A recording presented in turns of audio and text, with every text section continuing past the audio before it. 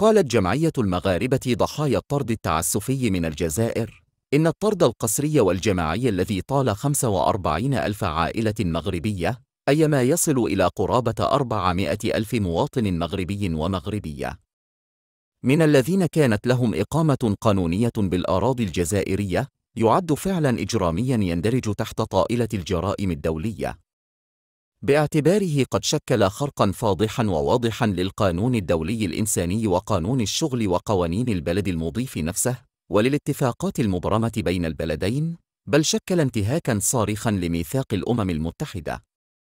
وأضافت الجمعية ذاتها ضمن بلاغ لها أن الجرائم المسجلة حينها تستند إلى وسائل إثبات من وثائق ومستندات وأشرطة وصور لتجرم الدولة الجزائرية وكل من تورط باسمها.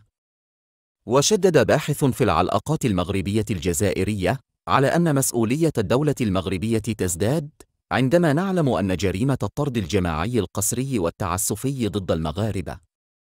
تمت بغرض الانتقام من المغرب بعد نجاح المسيرة الخضراء في تحرير الصحراء من الاحتلال الإسباني، إذ قرر بومدين طرد حوالي 400 ألف مغربي مقيم بطريقة قانونية في الجزائر فيما أسماها المسيرة السوداء.